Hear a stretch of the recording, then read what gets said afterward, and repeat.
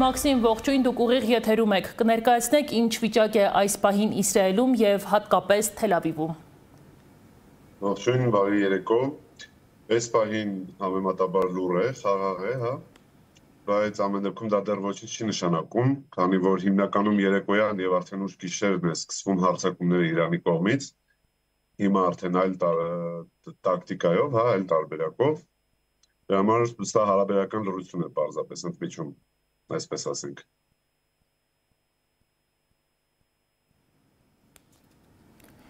Իսկ հայրենակիցներ ունենք Թել Ավիվում, ինչ վիճակ է նրանց մոտ, մի փոքր խնդրում եմ պատմեք նաև ապաստարանների մասին, երբ սկսվում են օդային տագնապները, ինչքան եք մնում ապաստարաններում, սնունդ կամ կացության այլ պայմանները ապահովված են, թե ոչ։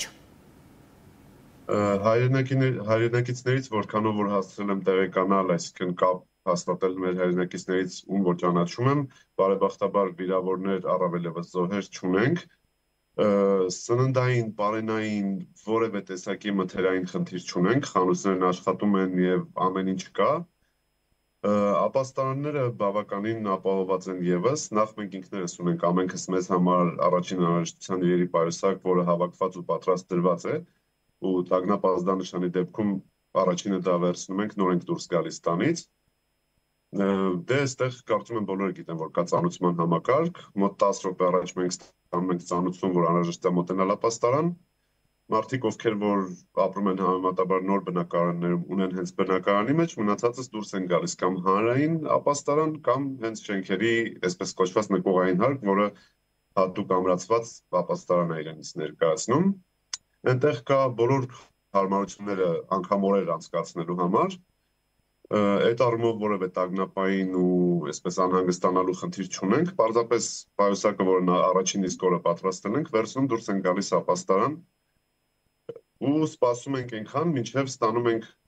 պաշտոնական ծանուցում, որ վտանգը չեզոքացված է ու կարելի է դուրս գալ։ Դա կարող է տևել 10 րոպե, դա կարող է տևել 40 րոպե, ինքը այսպես ստաբիլ ֆիքսված ժամ չի։ Օրինակ նախանցած գիշեր սպասեցինք 2 ժամ,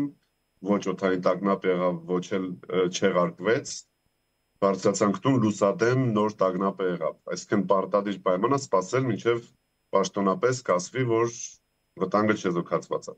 հիմնական պայմանը սա է։ Մաքսիմ, նաև մի փոքր կխնդրեմ պատմել հանրային կյանքի մասին, արդյոք աշխատում են կառույցները եւ հանրությունը այս պահին շարունակում է գնալ աշխատանքի, դպրոցները ենթադրում եմ արդեն փակվել են, ինչպիսին է հանրային կյանքը այս պահին այդտեղ։ Հանրային կյանքը այսպես կողքից նայելով կարծես թե բնականon հունով է գնում, պարզապես ավելացել է լարվածություն։ Աշխատում են պետական կառույցները, աշխատում են գործարաններ, որոնք պարտավոր են, այստեղ կա հայերեն տերմինը չեմ հիշի, կներեք ռուսերեն բառից համար, վայենաբյազնի խանութներ, գործարաններ, որոնք որ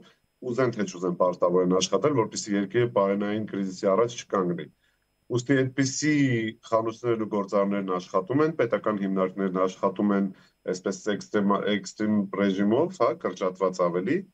դպրոցները հեռակա են, հավաքներն արգելված են, այսինքն հիմնականում սրճարաններ, բարեր եւ այլն, ժամանցային վայրերը փակ են այս պահին,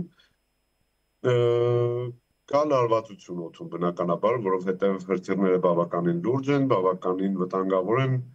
ու նաև այդ թվում մեր քաղաքում առաջին անգամ այս ողջ պատերազմների նաև եղավ անկում, որը շատ լուրջ վնաս տվեց, կան զոհեր, վիրավորներ, այդ թվում եւ 2 երեխա զոհվեցին, դա բնակելի շենքներ թիրախավորված ու ձայնային այդ ալիքից վնասվեցին եւս շուրջ 20 շենք, որոնք ենթակա են քանդման, այսինքն անգամ վերականգնել հնարավոր չի լինելու, այսինքն բոլորը տեսնում ու հասկանում են, որ սա շատ վտանգավոր է ու լարվածություն չի կարող չլինել, բայց ասել թե կա խուճապ, տագնապ, այսպիսի, չկա, կարծես թե գնում է բնականon հունով, պարզապես նստած սպասում ենք հերթական տագնապին, հերթական հրթիռներին։ Եվ մի վերջին հարց, քաղաքացիները ինչ են մտածում գործող իշխանության մասին կամ առհասարակ հետագա քայլերի մասին, արդյոք պատերազմը մոտ է իր ավարտին, թե ոչ եւ առհասարակ քաղաքացիների կարծիքը ներկա իրադրության մասին։ Տեսեք, քանի որ այս պահին աշխատում ենք շատ դուրս չգալ, շփումը սահմանափակ է, ուստի այն շրջանակներում, ապաստարաններում, խանութներում, որտեղ որ հասնում ենք լինել ու շփվել, նախ բոլորս հասկանում ենք, որ դժվար թե սա շուտ ավարտվի։ Հանրային կարծիքը այն շրջանակներում, ինչպես արդեն որ շեշտեցի, որի հետ ես ինքս առնչվել եմ, կատարվողի հանդեպ բավականին ըմբռնումով են մոտենում, ընկալում են, հասկանալով, որ եթե հիմա չլիներ այս գործողությունը, գուցե 1 ամիս, 1 շաբաթ, չգիտեմ, կես տարի հետո Իրանն էր հարձակվելու Իսրայելի վրա, ու հասկանում եմ, որ երկիրը սա արել է նաև ժողովրդի անվտանգության համար։ Բնականաբար ոչ բոլոր այդպես կմտածեն, կլինեն նաև դժգոհներ, ես դա չեմ բացառում, ուղղակի շփումն է շատ սահմանափակ այս պահին, ու դեռ չեմ լսել մարդկանց, ովքեր որ այսպես կջղայնանան, կբողոքեն, թե ինչի այսպես եղավ։ Ամեն դեպքում այս ժողովուրդը սովոր է, այս երկրի ստեղծման այս ողջ 77-8 տարվա ընթացքում իրենք պարբերաբար բախվել են այս կամ այն երկրի հետ պատերազմներին, ու այս պահին գոնե այսպիսի մեծ դժգոհության ալիք չկա։ Ես ինքս գոնե դեռ չեմ հանդիպել, հետո գուցե եւ լինի։ Շնորհակալ եմ Մաքսիմ մանրամասն տեղեկությունների համար, ձեզ խաղաղ գիշեր եմ մաղթում։ Շնորհակալ եմ, բարի գիշեր ձեզ։